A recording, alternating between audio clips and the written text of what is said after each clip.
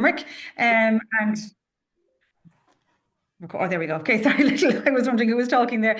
So look, we've just to give you a little, I suppose, brief introduction. If you don't know who we are, so my name is Julie O'Keefe. I'm a teacher of business, economics, LCVP, and maths in Newbridge College, County Kildare.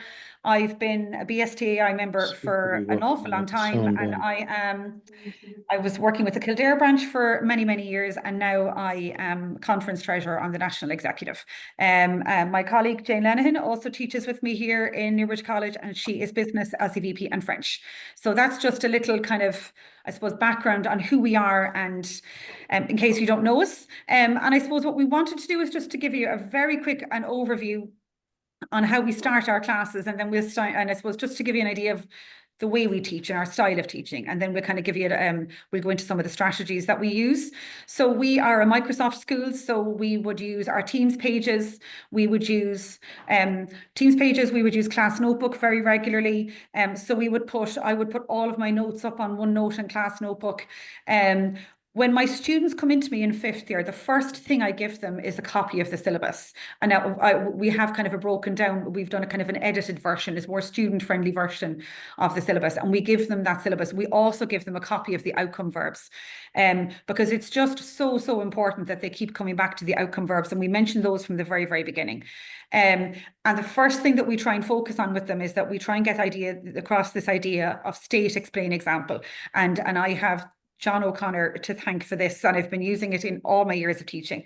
That idea that they state, explain, example, and it's all, you're breaking the information down, and they're not writing big long paragraphs and essays for me. They're trying to give me, take the information and condense it. So I start that from the minute they come in fifth year. In sixth year, then what we do is we put together, and we share this as a department, but we will put together an ABQ booklet. So we will pull together as many ABQs on those units as we possibly can, from old mocks and old things that we've gone to, various different revision seminars and workshops that we've gone to, and we'll pull those together, and one of us will kind of pull together a booklet, and we'll photocopy that for the students. And then every couple of weeks we'll be doing ABQs. Then we'll have a kind of a bank of ABQs that we can work on throughout the year with our students, and we'll do that as soon as they come in sixth year. We'll get started with that. And then we kind of try to guide our planning then to suit that. So our planning will suit that we'll have the ABQ units done quite quickly in fifth year, or in fifth year, so that we can start the ABQs relatively quickly in sixth year. We'll also give them a revision schedule, and I tend to wait maybe until closer to Christmas to give them that revision schedule. And we kind of set them working on revision topics over the course of sixth year. In terms of our lessons, we give notes for every topic to supplement the book, and just to try and condense that information down. We use worksheets a lot in class, and they may not necessarily be, I've just put up a little example there of a worksheet that we might use, and they're very much focusing on proving literacy. One of the things that I've learned, and I've really, as I've been teaching, is that I can't assume that students know or understand the words that they're seeing and that they're using. So therefore, I have to break everything down, and they really know an awful lot less than we think. So I have to break down all of those words, and I spend an awful lot of time trying to do that and trying to improve their literacy and give them, synonyms and different words and alternatives for different, so they can explain it and to improve their own business and financial literacy. So we use worksheets to help us do that. We try to bring real life into our lessons as much as we possibly can. So we'll use real life examples, real life links, video clips, all that kind of thing, just to make the classes a little bit more interesting and a bit more interactive. We try and get our students working together as much as we possibly can. And we would feel that when students are working together, there's an accountability there. And there's also a sense of safety and trust. And it helps your weaker students to try and kind of say, actually, are the quieter students even to kind of volunteer answers. And then also your stronger students can have the benefit of maybe working with us and teaching others, and that helps them too. So everybody benefits. I have checklists for each and every unit. So when I finish a unit of learning, I will have a checklist that I give to my students, so that by the end of the 2 years or whatever, they will have 7 different checklists. And those checklists I've actually put on SkullNet as well, actually. So they're available for anybody to download off SkullNet if you wish. And I have a class set of mini whiteboards, and I use those all the time. My students absolutely love them, and they will ask me to use those. So I use those when I can to prepare work and revision work, and really use those. So then for starting our class, and I know an awful lot of you might follow this very simple or similar kind of format, but when I'm starting my class, I will usually, and both Jane and I follow very similar patterns here. So I'll start the class with maybe a simple question or a problem on the board, then work in pairs to solve it. I'll bring in a graph or a chart or a CSO infographic, and I'll do like a little think, pair, share, discuss it in small groups, pick out the keywords, what do they know, what anything they'd like to know. And it might be revising something that we've done previously, or it'll be connected to new material that I'm introducing. So I try to build up a bank of those that I can use. And it's only after I've done that that I'll actually share the learning intentions for the class then, because I want them to kind of, and I think that's going to be really important for the new course as well, actually. I want them to start thinking about things first and using their own critical thinking skills. So that's how I start my classes. So I thought what we might do is we might look at some interactive learning strategies that we use in our classes and how we use them to give you some ideas. And we're not saying that we're doing bells and whistles every single minute of every single class, but what we are saying is that you'll have a bank of resources or a bank of kind of tools there that you can use and say, actually, that would be really good for this topic and I can use that. And that they'll just make your classes a little bit more interactive and more engaging. And engaged students are learning students. So the first one we use will be Four Corners, or station teaching. It's a fabulous, especially now with my sixth years, as I'm coming into the stage when I'm doing a lot of more revision work with them. And I'll have 4 areas of my classroom. My classroom is designed so that I have the tables in groups. And I will have 4 different aspects of the topic that we're working on. So for example, if it was calculations from Unit 4, I'd have ratios on one table, I'd have tax on another, I'd have insurance on another, and I would have maybe a bank of questions there on each one. And then the students decide where they want to start on, and then they work on those for a set period of time and they report back to the class then at the end of that time. And really, when I say no prep, you don't need to have anything laminated, but you do need to have a bank of questions available for your students. So that's as far as it goes.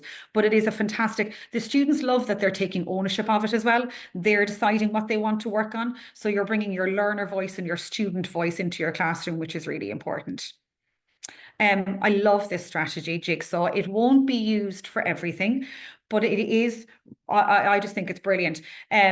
This is how I teach my ABQs. So when I'm doing an ABQ, I will put them into groups. I will give them all, I put them into groups of 3 or 4, what have you, and I will say, right, each person might have, so I'll say, right, within your group, I want one of you to take part A of the ABQ, the other one to take part B, and the other one to take part C. And then I get them to split up then and say, right, all the A's, you're going to come to one table, all the B's are going to go to another, all the C's are going to go to another. And they just focus on looking at the ABQ for part A. And then when they've done that, they filter back and they come back into their main group. It's really, really good for doing ABQs because it's something they find challenging. They are never sure if they're picking out the right links or not. And I think if they're doing that as a group, it's much better. And you have that whole idea as well that they're all learning from each other, which is much better. I also do it for characteristics of an entrepreneur. And so like I'd give them different articles. I've kind of built up a little bank of articles, life stories and case studies that on different entrepreneurs. And ones that they'd know as well. And then I'll give them all those and I'll say, right, and then I'll say all the people who had Fever Tree or, Elon Musk or whatever, I'll say they all come to the different tables and then they try to pick out their characteristics and then they come back and share that. And the idea is that all of the entrepreneurs had very similar characteristics. So that's how I do that as well. And actually what I've been doing lately is myself and another teacher, we've been doing some revision work for different exam questions on topics, and we've been doing Jigsaw for that as well. So they'll kind of say get various different questions all on a topic, and then they'll move into their expert groups, work on those and come back and share their expertise with their classmates. And it works really, really well. Students love that there's a little bit of movement brought into their classroom. And if you have any students with any additional needs, like, if ADHD students that need to be a little bit more active, it gives them that little bit of freedom to get up and move, and then they come back again. And they actually quite like that. It can be a little bit daunting because there is going to be movement in your classroom, but sometimes you have to embrace that a little bit, and you have to embrace, and it does work. They actually get this. It might seem a little bit confusing, but they do actually get it, and they've chances are they've done it somewhere else. So it's well worth trying if you haven't done it already. Placemat, listen, it's an oldie but a goodie, and I'm putting it in there because I just think it's so useful. Lots of different types of placemat strategies. I have just borrowed a stack of A3 paper from the tech drawing teachers, and I have that in my room, and I give them out their placemats, and I just say, right, I use it for revision. I use it to summarize a topic. If I was doing something and I wanted to summarize a topic, and then I wanted to look at, say, for example, the implications of something, but I wanted them to recap on the information that we'd learned previously before they look at maybe the consequences of something, I'll do a placemat on it. Or I find it a really good one to keep them active and learning if you're watching a video or watching a short video clip. It's fantastic because they're active, they're writing, and they also feel like they have to contribute something. So it keeps them busy, and I suppose you don't have the chances of them kind of dozing off and not really. Now, well, you still have that possibility, but it keeps them a lot more involved. So Jane, I think, is just going to quickly talk about this one. Hi everyone, lovely to speak to you all this evening. I suppose this one is a new one actually. I only tried it myself last week. Judy, do you want to mute there? Sorry, 1 second. We think we're good there now. 1 second, sorry, just trying to sort out the sound. Just mute your Zoom. It's not working. Okay, sorry about it. It gets a bit echoey. So this is a new one actually. I only tried last week with a 6-year group, and we were doing a topic, and I thought, we'll break it up here and see if we can they were struggling to answer it. So this one, I said, literally, you ask students to silently solve a question that you provide. And then once I revealed the answer, those who got it right had to keep their hand up. And it actually meant, instead of me being the one kind of going through the answer with the students, anyone who didn't get it right had to go talk to someone with a raised hand to better understand it and how to solve it next time. And it was actually really, really good. So it turned into kind of peer teaching straight away. I literally stepped back and let them do it and kind of walked around. And it was actually really interesting. Very, very simple. It's just a nice one to break up a lesson if the theory you're doing is quite heavy. And it kind of does, it gives that movement break as well. So again, a nice little simple one. Movie Mind, another new one that I tried and went down really well. And we all know how much they love their movies, and kind of they're way more up to date than probably you or I are. So in group, students discuss examples of movies that made or use of a concept discussed in class. So it could be marketing mix, it could be business planning, it could be, to be honest, absolutely anything. And then they have to kind of identify at least one way that the movie makers got it right, one way they got it wrong, and anything to do with business growth, idea generation, expansion. And there's so many movies out there that they're actually able to do that. And it was really, really good. So we were doing we were talking about marketing. And before you knew it, they were coming back with great ideas of how they went through the different stages and how it went from promotion. So it's a little simple activity, but again, it can break up that kind of monotonous kind of teaching. And I suppose that's something that Julie and I are both quite passionate about, is kind of to break up the theory. And we're both so conscious with the new course coming in. I think these type of activities are going to be really, really critical in your classroom to break up the new amount of theory for the students and for the teachers as well. So it kind of gives everyone a bit of a breather. So on to the next one there. There we are. So perfect. So good, Julie, you can go for that one there. I'll come back to you in a second, guys. This is peer teaching, and it actually follows on from what Jane was saying about the previous ones, the idea of peer teaching, but using the flipped classroom. I use this a lot for, say, something like EU policies. When I'm teaching, I'll assign different groups, different policies, and I'll ask them to prepare a presentation, accompany that presentation with a little handout for their classmates.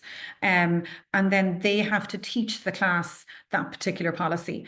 And then what I'll do is I will share all of their work on the collaborative space on Microsoft, on their classroom Teams, on their class notebook. And then also I did it recently. I was teaching the community development organizations, so the local enterprise office, and I did something similar. And they had to stand up in front of the class and they had to present a topic, and it actually works really well. And you know that your students are going to know that particular one inside out. And because they're teaching it to others and they're doing it to their peers, they put an awful lot of effort into it. So that works very well.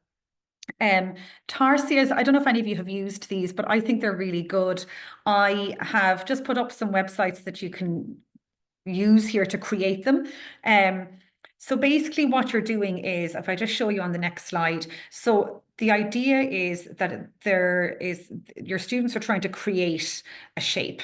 And so you can see here they have a triangle, or they have various different types of shapes that they're trying to create. And they're trying to make that shape with these individual triangle pieces. And alongside each of the triangle pieces, on one side will be a question, and on another side of another triangle will be the answer to that question. And they have to match the questions and the answers together. The website is fabulous because you put your questions in on one side, you put your answers in on the other, you select the type of puzzle you want, and then you export it to a PDF. It'll give you the answers, it'll give you the shapes all broken down, and then you just have to cut them out. And what I do is I cut them out, I laminate them, and then I keep them. Now, you won't do this for every topic. It is a bit of work involved in doing this, but they are fantastic. And it is a really good way to summarize a topic or to revise a topic, and to review their learning on a topic. It's fantastic. And we've also tried to share them as well. We would suggest that, like in our business department, we very much try to share the load, and we will create resources and share with each other. And you have to, because you can't do it all yourself. It's too much. So we try and do that and build up a bank of these, but they're so useful. And the thing is, they actually have to work together to do that. It won't work if they're not good at group work. It actually won't work. So the students that actually work well together and listen to each other and talk to each other actually end up doing these first. And they love them, right? They absolutely love them. So they're a really, really useful tool to do, and they're great fun. They'd be great as well for anything mathematical where there's a really simple question and answer. So it won't necessarily work for every topic, but they are really good for some topics. So now I'm going to pass you back over to Jane now, and she's going to talk you through other kind of fun class activities that you can use. Okay, guys. So I suppose a bit of background first of all. I am UK trained, and I think anyone who's here and who trained in the UK will know how they are so passionate about you having a startery and a plenary for every single lesson. And again, you know, there's pros and cons, and I know some people say, well, sure, I don't have 10 minutes at the end of every lesson to do a plenary. And I suppose the big thing is to remember that it doesn't have to be at the end of a lesson. Here in our school, we're still on 40-minute classes, and business is always on the same line as a language, any of the practical subjects. So therefore, both Julie and I and the other business teachers, we would all have a double business. And, you know, that's tough because you're going through theory. It's great when you're doing calculations or something like that. But when you're stuck doing a double theory session, you know, you need to break it up. So I suppose this is where hopefully the next section will give you guys some ideas of activities that you can do. Some of them require a bit of prep. Others are kind of ones that you can just throw up really quickly. For example, the first one, I use this one an awful lot, 60-second challenge. So sum up the knowledge of text we've studied orally for 60 seconds, or write down all the words that you can think of to describe the topic you've studied. Really, really easily differentiated activity. Everyone's going to get involved in this. Kind of, you know, if you really want to jazz it up, the choice or the prize of chocolate or a lollipop or something at the end, see how many words they come up with. But it is actually really good, and it's kind of a nice activity just to walk around and see how they're getting on. The second one, called Have a Race. So again, this one you would need to do a bit of prep beforehand, but I'm a great one for printing and laminating, as is Julie. So these kind of things are stuff that we do, and they're there. Like, I'd say I have them for every unit, but I might have made them years ago, but I pull them out all the time. So prepare questions on a topic. So let's just take HR, for example. Split your class into groups. So I would print off maybe 4 sets of the questions in different colours. And then, you know, number your groups 1 to 4. I might have group 1's questions on, you know, table 3, jot them around, and then they get their question from the assigned table. Could be 15 questions. They answer the question and they have to give me the answer. And once I've said the answer is okay, then they go get the next question. Like, it is a great activity, lively. You probably need a bit of space. I sometimes bring ours over to the hall to do it. But it's a great one in a double class to burn loads of energy. And I might have told them the day before, look, we're going to have a race on HR or have a race on marketing. So you need to do a bit of prep. And again, I'll always have like, chocolate or sweets or lollipops or something. And despite them being 17, 16, 17, 18 years of age, sweets as a prize never, ever like kind of, isn't a kind of something that they're aiming to get, which is great. This one here, then describe it. Always a really fun one. A student sits with their back to the board and the teacher displays a word or an image. So the other students have to then describe it, the phrase or the image, but without using the key term itself. So again, like you can put up the word promotion. I did this with my 6 years when we were doing marketing. And the others were talking about, well, when you go into a shop and, there's billboards there, or there's posters, and the person obviously with their back to the board has to work out who's been described. You can do it that every time they win, they can stay, or, they can nominate someone else to come up. Again, it just breaks it up, and it kind of means, right, I've done marketing, I'm, don't want to waste a double on this, or I've only 10 minutes of the class left to get this topic done. I'm not going to start a new one. Do this. Again, this takes no prep at all. It's just something that you can say, right, I've 10 minutes left of class. I'll throw this up, but they love it. Always really good one.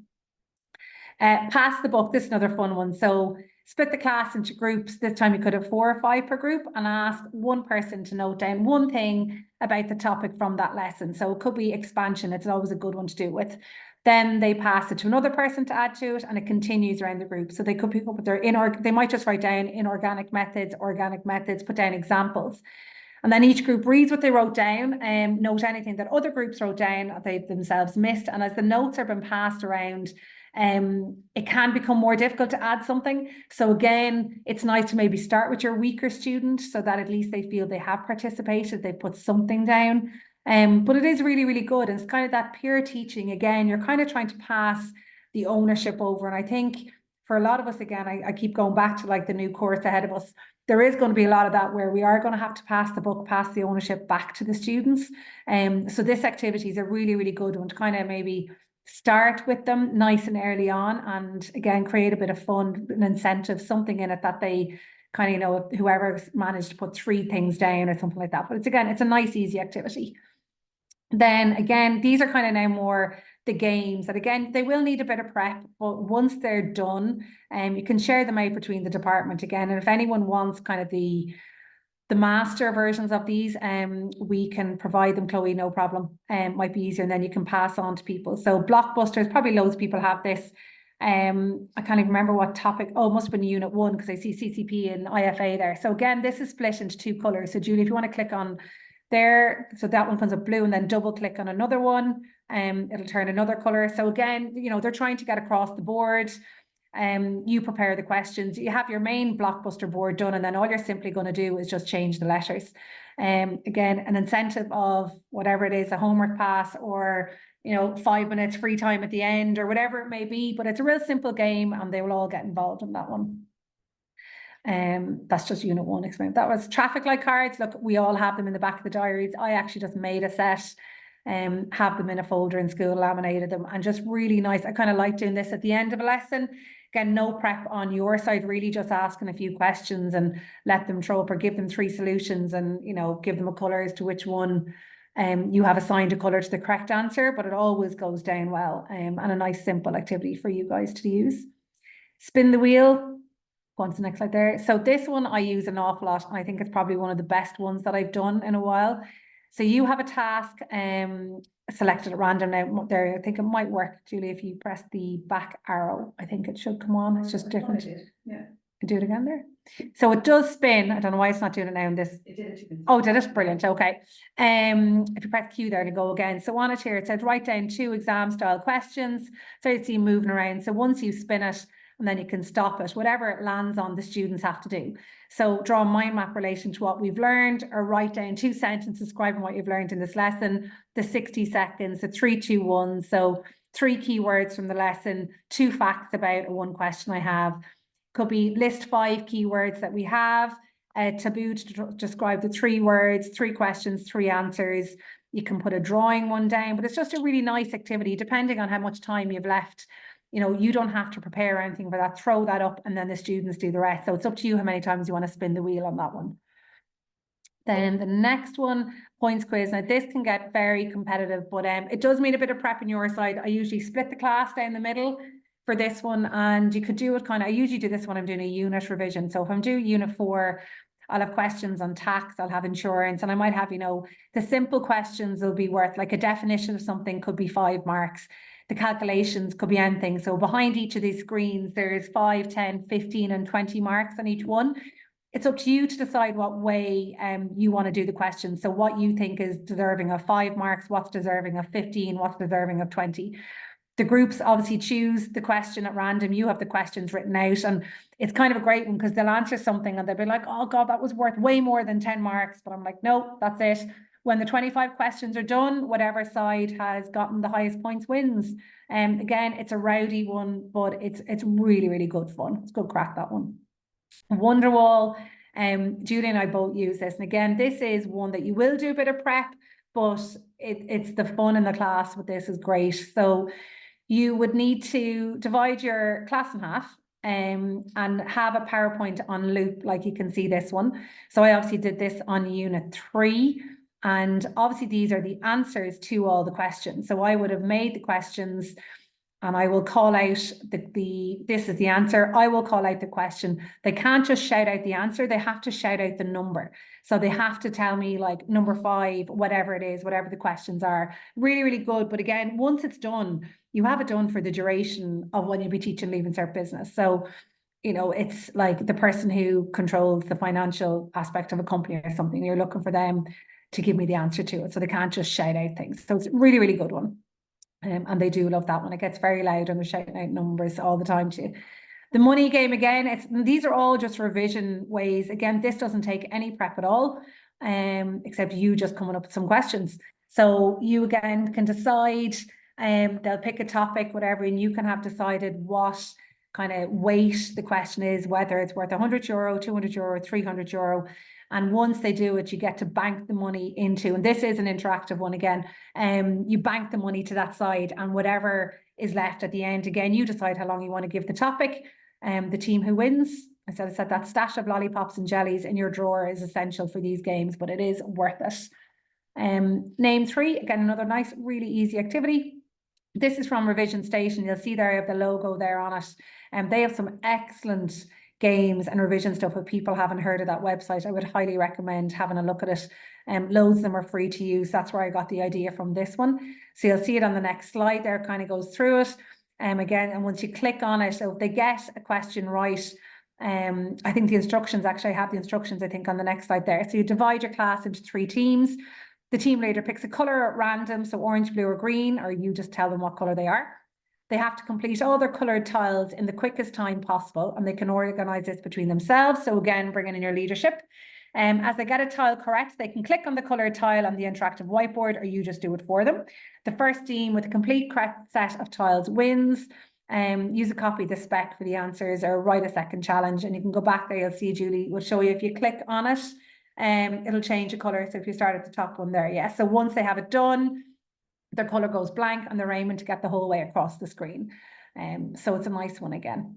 And then I think there's 1 or 2 more. Oh, book widgets. This is actually a new one that I found recently and only threw it in. So this website allows you to create interactive learning games, bingo templates, crossword puzzles, pair matching, jigsaw, memory games. It's integrated with Google Classroom as well, which is really good. If anyone has a Google school, you can use this. Some of you might have it. I just had never really come across it. So I actually used it in a French lesson, which I think I have on the next screen. Oh, I didn't put it up, did I not? Sorry about that. It kind of comes up with all different slides and you're able to kind of put up, oh, there it is. Yeah. So I was doing the 24-hour clock with this. And again, the students had it, so it'll print them out. You can print out your 15 copies or whatever it may be, or if your device school, share it with them. And obviously they were just crossing it off every time I called out the time, the 24-hour time, they crossed it off. But it's an absolutely brilliant website. Some of the stuff you won't need to do any prep with. But again, just think about it. For the couple of minutes prep, it's there, it's banked, it's an activity that you have that you can pull out time and time again if you're using it. So that was a kind of a new one for me, which I found was really, really good. Really like that one. So I think now, I suppose the next stage, I'm going to hand you back to Julie. I'll come back to you in a bit. This is an area that Julie and I are both very kind of gung-ho for at the moment, and trying to really develop our student skills, our critical analysis skills. So I'll let Julie go through this one with you now. Hi, everyone. So yeah, I suppose we're thinking ahead to our new Leaving Cert Business course. Jane and I have spent a lot of the past year dissecting and going through that new specification. And one of the things that we think, and I don't know if any of you are also teaching economics, but having gone through economics, the economic subject changing and looking at all of that, this idea of critical analysis skills for students is so, so important. And there's a couple of things I want to start with is reflection. We have to get our students reflecting on their own learning, what went well for them and what didn't go well for them. So I just thought I'd share some of the really simple little strategies that I might put on the end of tests. So I might build that kind of something like this here, like where, I want them to actually think about what worked, what didn't work, what they can do for the future. But if I don't have a huge amount of space, I'll put something simple as the emojis from 1 to 5. How did you do today on this? So I'll put those at the end of the tests. I'll also do an awful lot of sharing sample answers from students. Now, I ask their permission before I do that. And I take their sample answer and I'll say, look, this was answered really, really well. And so when I'm going through the test and I've handed it back, I'll go through each question and I'll say, look, this student or this, answered this particular well, and I'll show them their answers. And I'll do that for the first few tests for sure, especially in 5th year. It's really important that they see the right way to answer and not just you telling them, but that they're hearing it from one of their peers. I think that's really, really important. So I do an awful lot of that. And I try to vary it as well. So I don't always have the best and the brightest doing it. It'll be somebody who answered question 3 particularly well. And I try to kind of spread that across the room. And it does wonders for students' confidence apart from anything else, but they learn so much from it. So I suppose that's something simple that you can do. But then when I was thinking about this, and these are just 3 quotes that I had from they don't do chief examiners reports anymore, but what they have been doing is providing these information notes on subjects for the year after when those subjects changed. And I just thought these 3 quotes it was a particular skill, but it's all coming back to critical evaluation of data. Students need to develop their critical thinking skills. They need to, analysis and interpretation of their data, and that's across a range of subjects. So this is based on subjects that have already changed, and we can be sure that ours are going to follow suit. So I wanted to do a few strategies that you could use in your classrooms to encourage your students to develop and improve their critical thinking skills. And this is a fabulous strategy. So it's called FIRE. You give your students some sort of a focus. So I just picked this one here, right? So it was the Kendall Jenner Pepsi ad. There was huge controversy over it. I had a little link there to a really short version of the ad, and I'd show that in class. And then the other thing I did actually with this is I had a picture or an image of that, and I had that laminated and I put it on an A3 piece of paper, and I gave that to students in groups, and I got them to pull out and to write on the A3 piece of paper. And because I'd laminated the pictures, I can reuse them and say, well, maybe key topics or key words or key phrases from their learning across all of business that were connected to this. This will be fabulous for the new course. I came across something there earlier today. I was listening to it, and it was the Arts Council. They were talking about it on the news, and they were saying that the Arts Council are going to be doing a review of all their governance procedures and their corporate culture. And those are 2 key topics that are new on the new course. But I also thought wouldn't that link in really nicely with the a cross-cutting theme of ethics and sustainability as well, which is one of those 4 new cross-cutting themes for the new course. So even if you had, say, a newspaper article about that or a headline as your focus on that, the Arts Council had put a new IT system in, it cost them millions and it failed. So as a result of this, they're going to review their whole thing. There was also a lovely article, I'd share this on Twitter actually, so you can find it on Twitter. It was from RTE, and again, it's one of the cross-cutting themes of digital transformation. But there's an Irish toy firm, Holo Toys, I think it was, and they are going to into partnership with Mattel. And so a lovely example of a cross-cutting theme, and then links with growth and expansion, and all of that too. So I thought lots of things you can do, and then you could put a picture or the headline in the center of an A3 page and get the students to work in groups and pull out the key words and key phrases and the key areas across the topic. That's your identify. And then what you try and get them to do is say, well, let's look at a different point of view. And you try to get them to reframe it. And then you get them to exchange. So what I did was like a stay and stray. So they left their work on their table. One person stayed to kind of talk about their group's thoughts on it. And the others walked around and looked at other people's. And then they came back and said, oh, actually, I wonder, could we look at this differently, or could we think about this differently? It won't work for every topic, but it is a wonderful opportunity for your students to form their own opinions about something, and then to have to share those opinions with others and to justify those opinions. Like, it's not enough for them to have an opinion, it has to be a justified opinion. These are two simple strategies, like Diamond 9 ranking ladders. They're super simple. They could draw them into their copy. You could have a bank of these printed out. But getting a student to, like, and I do this with stakeholders, right? So do a Diamond 9, and I know Jane does the same thing. We both do this. Do a Diamond 9. Which stakeholder is most important? Which do you feel is least important? They do it on their own. They work in pairs or groups then to share their thoughts. And they've all got different ones, and they're trying to, well, I think the consumer is most important, or they all share those. And all you're doing is getting them to be confident and comfortable saying, well, I think this because, and you're getting them to share that with others. And again, it's super simple, but it works really, really well. We actually did this. We had a staff CPD day last week in our school, and we did this strategy, but we did it with chocolate bars amongst our own staff, and it worked out a treat. Actually, it worked out really, it was really controversial. Another one is a silent debate, and I'm going to do a silent debate, and I'm going to talk to you about a walking debate. The silent debate is really good for any of your introverted students that don't necessarily feel comfortable talking or being, sharing their opinions in class. So they write their opinion about a particular topic or whatever on a piece of paper. And this will be something, maybe you might be talking about ethics and sustainability. You could be talking about the implications of something or the consequences of something. And they write their opinion on something, and they pop that up maybe on a post-it, and you might pop it up on the board. And when they write it down, nobody talks, but they write it down and they put theirs up on the board. And then they look at everybody else's. If they agree with something somebody else has said, they'll take that person's statement and they might add something to it. If they disagreed with somebody, they might put a cross beside it and again say why they did it. If they had a question, that they would then put a question mark beside it. But the whole idea is that they are not talking, but they're thinking, and they are engaging, and they're listening to others, and they're forming their own opinions about something.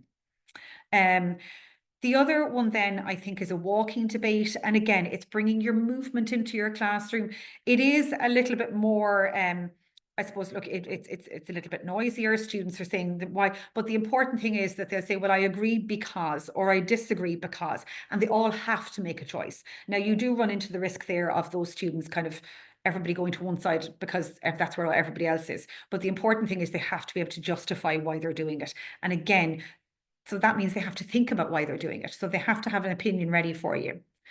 I'm like, my maps are great. I know lots of students love them, but I find as a business teacher and an economics teacher, I find concept maps a little bit better, right? That's just a personal thing.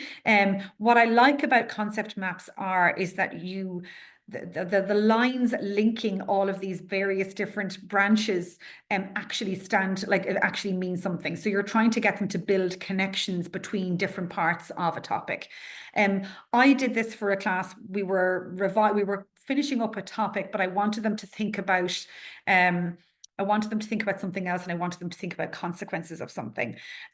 So I got them to do a concept map on a particular topic. And then I told them, well, you're going to have to share this with your peers now.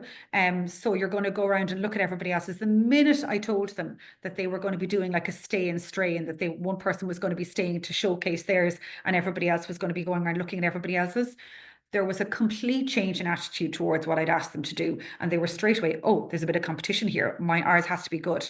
and they did such fabulous work. And then what I thought was really interesting was the following day when I actually went to revise over and I questioned the class at the very start of the class. I just asked questions around the class about this, and they knew this topic so, so well. So for me, I just thought it was a simple way to kind of do something, but and then the exam questions and the more, I suppose, the more higher order thinking questions I was asking them in the class the following day, having recapped on all of it, they were able to do much better quality answers as a result. So I thought that was really good. And then Jane is just going to talk you through another couple of little strategies we have here as well. Okay, so this one is a nice simple one, marketplace walk. So each group researches and creates a poster or a digital presentation on any sort of business concept. And again, I suppose the more we're looking into this new course, so much of what they're trying to get the students to do, as I said before, is take ownership and kind of, be their own teacher at parts of it and be able to share their knowledge and research and do everything. So it's kind of, we're trialing some of these things in our own classroom or present to see how we're getting on. So the students walk around, explore different stations, and they get to take notes. They leave comments or questions at each one for discussion. Why it works, I suppose the big thing is it's encouraging collaboration, movement, peer learning. And we know they always listen to their peers better sometimes than they do to the actual teacher. So it's just breaking up our lessons and kind of, so you don't want that boredom sinking in for anyone. For example, there's a group present different business models. So someone might do franchising, e-commerce, direct sales. It could be like technology-driven models, anything like that, stuff that kind of is different for students and that they will learn from their own. And they can add an example. So if someone has franchising down and they've put down, what it is, the person walking around could simply just add another name of a franchise. Again, it's just learning from another, then collate them all and kind of take photos of them, or, the follow on could be to get them to turn them into a Canva poster, do something like that, and then share them with them all on OneNote or something. So it's a nice little kind of easy way to get them thinking about the topics. Another one I think I have there, this again, a nice one. So the PMI chart, the plus, minus, and interesting. So the students have to evaluate a business idea, a trend, or a case study. And again, it's so easy to find like kind of little case studies, or it could be media, stuff that's in the media, news articles, whatever it may be. And they have to try pick out from their learning, the positive aspects of it, the negative ones, and kind of unexpected or neutral, or they're not too sure. And again, it's allowing for balanced, structured analysis instead of a quick judgment. So I suppose if you have them in groups, they're getting to have those discussions. And like just an example, there's some really, really good articles. There's one there that RTE posted during the week, all about remote working, the pros and cons. I'd seen it a lot shared on Twitter. It's a really, really good article, and that's a brilliant one to put in. So you're getting students to kind of pick out all the positive aspects of it, the negative ones, kind of things, neutral, and then let them have that debate. Or Tesla's business strategy, how they're changing, could be the change of Meta there. You can kind of pick out any kind of topical kind of story that's in the news at the moment. I know Daily Mail wouldn't be great for learning anything, decent or balanced, but it's great to find articles there. That would be the best place to put up kind of, any sort of news they have in a business, they'll throw it up. So it's just a really, really nice one. Again, it gets them thinking for themselves. And I think going forward, that's what we all really need to be mindful of, that it has to start going back onto the students more so than us spoon feeding all the time. And I think doing these particular type of activities really does that, and it allows for a great debate and great conversations. And I said, you kind of open it up to the floor, letting the students kind of put their points across, which I think is what they're going to have to do in this new course. And I suppose being able to evaluate their own ideas and kind of justify them and apply their knowledge. So hopefully some of these games and kind of strategies and activities that Julie and I have shown tonight will help you. Now, I think that's actually kind of we're at the end of it there. I'm pretty sure that's the last slide. Yeah. So we hope you picked up some new ideas, some new strategies, kind of revision games, or even between the starters, or kind of a way to get them start critically evaluating themselves and what they've learned. So we'll kind of throw it open there if anyone has any questions or wants to ask us something, work away. And I think just as well, just to say as well, a lot of these things, like some of the critical thinking strategies, don't require a huge amount of bells and whistles prep on your behalf.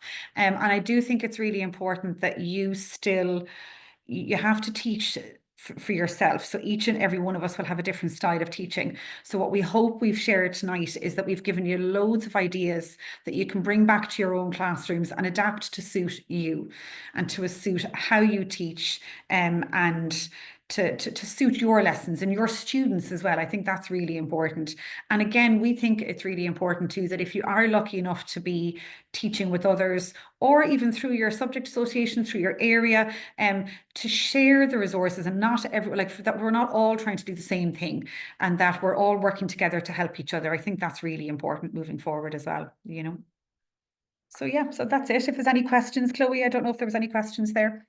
I saw one come So through there's just a there. couple sorry, I saw a there's question come through there, just asking when do Julie and I finish the course. Do you know what? It kind of depends. Like our mocks are on at present, and neither of us have finished the course.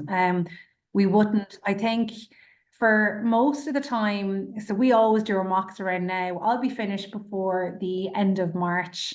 I think it's usually around then, Julie, we both finish. We're kind of give or take. Might be a bit earlier, depends on the group, but it's usually done middle of March, end of March, we'd be finished. So Chloe, we'll have back to you there, and you can let us know if there's anything else that we need to answer. The only other thing that was asked was, would you be happy to share the presentation with people? Yeah, of course. Yeah, no problem. Yeah, absolutely. We'll share. We'll send it on to you, Chloe. We'll send that tomorrow maybe, and we might even send a couple of the master blockbusters or Wonderwall. We might send an example of those, and people can just take it then and adapt it to suit themselves. So yeah, we'll send that on to you tomorrow. That was the only other question that was there. Could you send some of the master copies of the ones that you were talking about? Yeah, of course. And I'll put it up on the website with the recording of this. So I'll just stop the recording there now.